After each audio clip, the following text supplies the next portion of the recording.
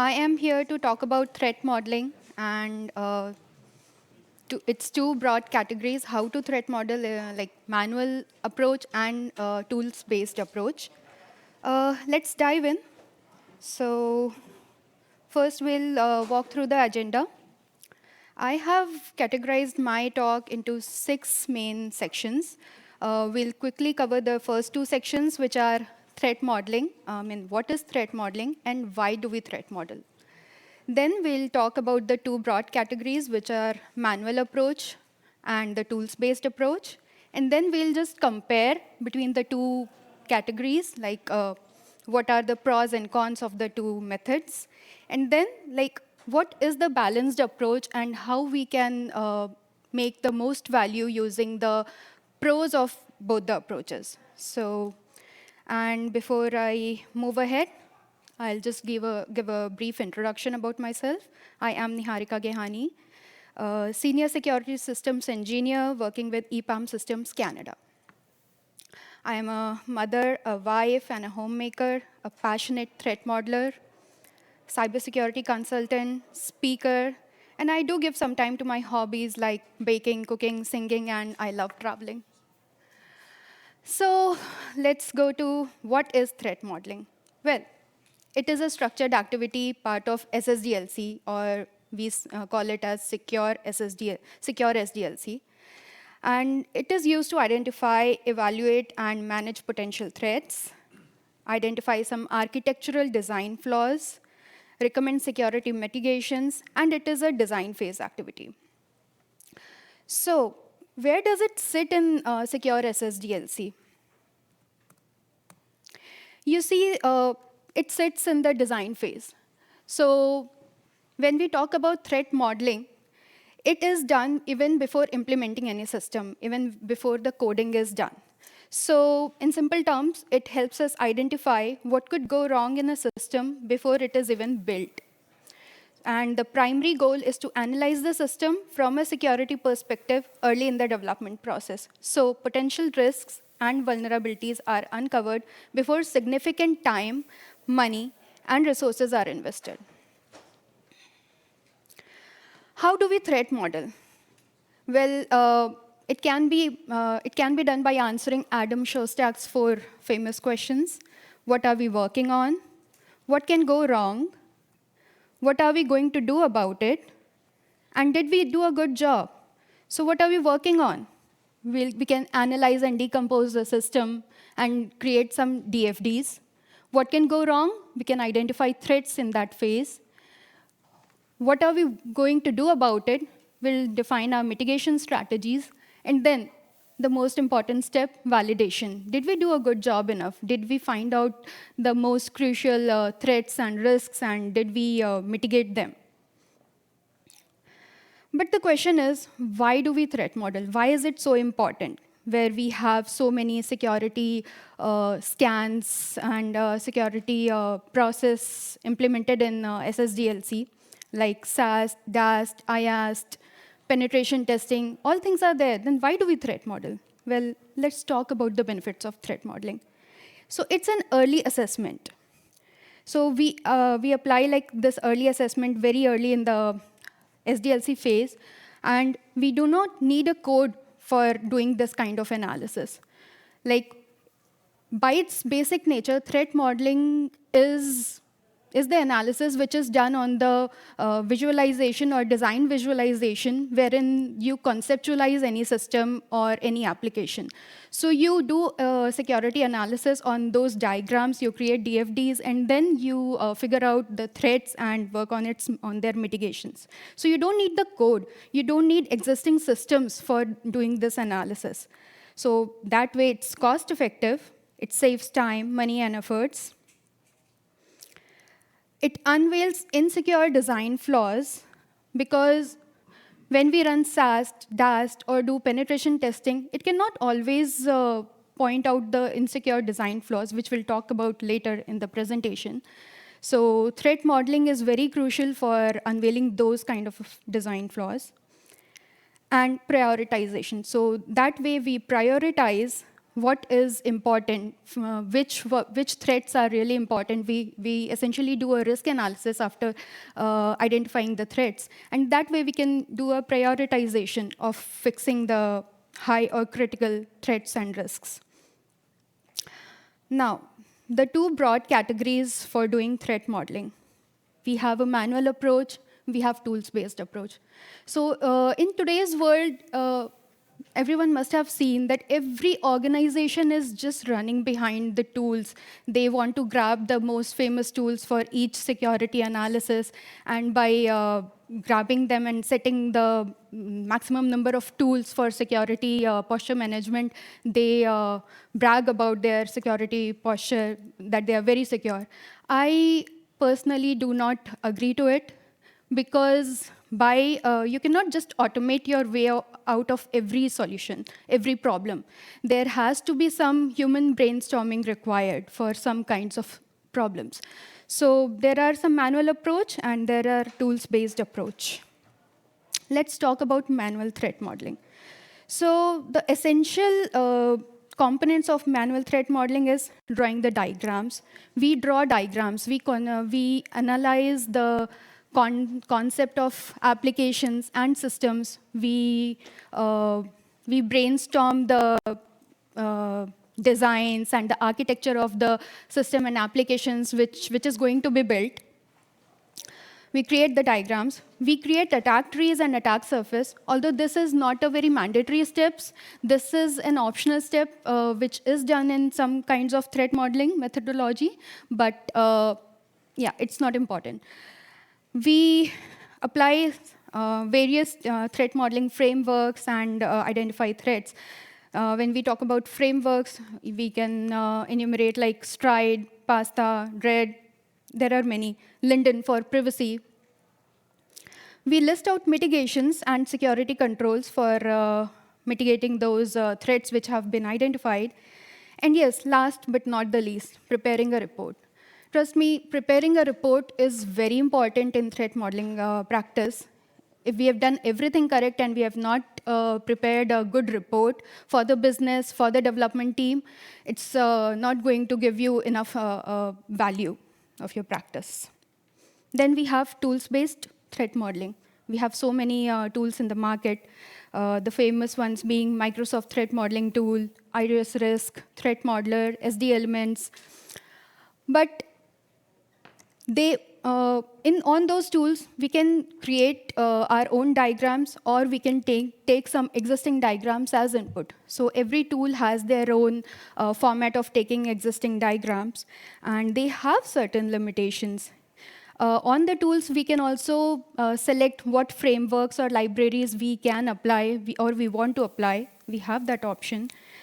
We can automate the threat identification, but then again, it's like framework and library based. We can automate the mitigations recommendation for the threats identified. And yes, it does save time and effort. Manual practice does take a lot of time, and tools-based does save time.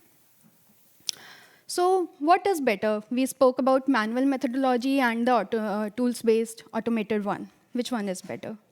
Let's compare. So while in manual approach, we see that it's time-consuming and human errors will be there.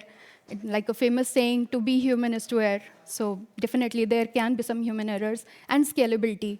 Like when there is huge number of applications and systems which require threat modeling to be done, it's like scalability is an issue at that point of time. But in tools-based approach, the main problem is too much of information and limited customization and overlooking of context-specific threats. Let's talk about too much of information. While manual method does require expertise and a lot of time, the overwhelming number of findings from most of the tools also consume a lot of time for triaging. So while the tools are saving time by creating threat models and the threat modeling reports, the overwhelming number of findings, they also consume time for triaging those findings. In one of my last jobs, The threat modeling report itself took few hours to be created for application, whereas triaging took a week to bring down the numbers to actual or relevant findings. A research by Grammatech found that triaging a single finding, irrespective of category, requires 10 minutes on an average. In other words, triaging only 240 issues requires 40 hours, which equates to a work week of effort. Let's take an example of context-specific analysis. Few years back, there was a Strava heat map published on internet, which used data from some famous fitness trackers, and it published an interactive heat map of people running or doing activity all over the world. So if you see this map, you will see blazes of flash on some parts of the world. It's like very much illuminated. But there were some war zones and desert areas which were like almost dark, except for some scattered pinpoints of activity. So if we zoomed in to those areas, it brought into focus the locations and outlines of known US military zone bases and other sensitive sites. So it is just an example that it brought out some serious information disclosure threat because of this. And this is like very context-specific threat found out, which may not be brought up by any tool. So human brainstorming is required sometimes for critical applications or systems. What do we do then? If there are some cons associated with manual methodology and some cons with automated approach. So does it have to be 100% of one or the other? Either we should be relying on manual approach or tools-based approach? The answer is no. We should automate everything that we can automate. The scale and speed of today's development environment demand that. But the question is, what can we automate and where do we need human expertise? We can use the right combination. So tools work and give output based on patterns. It cannot give the right contextual threats. It can answer questions about what it knows. So whatever libraries or whatever data we have fed into the tools, based on that only it can give us the threats and mitigations. So we need some human brainstorming to find out the contextual threats and their mitigations. Also, it cannot think about the nuances of the world that may come from some corner cases. So, and if we have an expert team of manual threat modelers, then the question is, why should we use tools? Because we can be way more effective by freeing up useful resources, time, and effort by using tools where it is good at, such as by using tools for creating reports. So as I had enumerated earlier, that creating report is very crucial for threat modeling, creating the right report, which can give you the right insight into the threats, critical threats identified, and what should be actually worked upon. So if it's like overwhelming information in your report, no one is going to see that. And the huge number of false positives, they just slow down the development, and they can also increase friction between security and engineering. So the right combination is very crucial for threat modeling. It's not essential that if we have a very famous tool, the license for a very famous tool for doing threat modeling, that we are very secure. We need some experts for doing threat modeling and brainstorming. And yeah, that's all I have. Thank you. Great. Thank you. Thank you so much. So we have time for a few questions. So if there's any questions, please raise your hand. Oh, sorry. I had my glasses on, so I didn't see you. Yes, please. I'm not very familiar with automated threat modeling tools and the type of findings that you would find out from those. How would you differentiate differentiate, if you were to use one of those tools, the types of findings that you would find as opposed to something like a vulnerability scan? So, like personally, if you ask me, there is a very fine line between the vulnerability scanner and the threat modeling tools these days, because like threat modeling tools also, I mean, where they create huge number of findings which are very close to the existing vulnerabilities in a system. That is why I really don't like using tools, because the number of findings or the quality of findings that you are getting out of a threat modeling tool, they are like very similar what you get out of a vulnerability scanner or SAST or DAST. They are like kind of mixed up. But when we do manual threat modeling, we actually like talk about the framework and we create our own diagram, we visualize it, we create our own diagram and we brainstorm there. And it doesn't have to be a security expert for doing threat modeling. It's like a business team and the security expert or a developer, everyone can sit for a huddle and do the threat modeling. And it can be any corner cases that can come up, which can have a critical severity for its threat and risk. So based on, like, let's talk about STRIDE, which is like spoofing, tampering, repudiation, integrity, denial of service, and elevation of privilege. So there can be just one or two finding where we do a manual analysis, but they will be like meaningful and really important or crucial. But when we use tools-based threat modeling, sometimes I have seen they create some 500s of number of findings, which are very similar to vulnerability scanner. So, and sometimes for using threat modeling tools, based modeling, you need existing systems to feed in as input. So they take existing systems or whatever has been already implemented, they automatically create diagrams and they find out the threats, which are not exactly threats, they are vulnerabilities in the existing system. Correct, because when you point something, when you point any type of scanner at something, you're not looking at threats per se, because threats come from out there. It doesn't come from that particular target thing.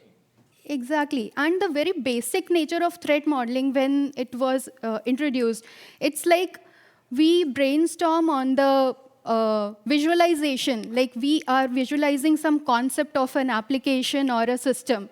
And then we find out the flaws, that what could go wrong or what can go wrong. So if we have already built the system and then we are using tools for doing threat modeling, we are not getting the enough value of this practice. Then we can go for SAS, DAST, and penetration tests, because it is not actually giving you the benefit of saving time and money before implementation. So, I mean, using threat modeling, it should be done before implementation or before starting the coding, whereas in these days, many organizations are just taking it as formality, like the application is already built or the system is already built, and just for putting a tick mark on their list, they are going for threat modeling, which is not the correct way. So from the manual process perspective, how would you differentiate threat modeling from conducting a threat risk assessment? So I'll just I could not repeat get the your question. It's what's the difference between threat modeling and doing a threat risk assessment exercise? I am not very much aware of threat risk assessment, which is done after implementation. But yeah, threat modeling should be done before implementation, because it identifies the threats and we do a risk analysis on those threats and we try to prevent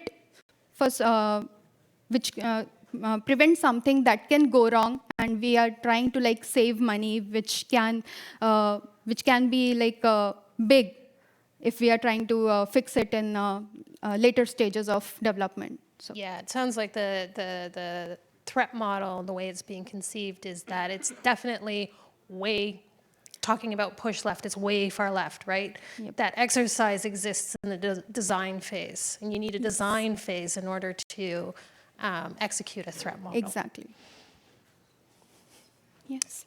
Oh, Okay. sorry. You No. I think anyone. Yeah, so if you have somebody who is doing threat modeling, if you were going to pick like 3 skills or areas of knowledge that they should have to be successful at that, what do you think they would be? I mean, are you talking like what kind of expertise is required for doing threat modeling? Yeah, like I'm just trying to figure out. Yeah, I mean, for doing threat modeling for like really crucial or critical applications wherein like some very sensitive data or feature is involved, I think security experts are really required, but that's not mandatory.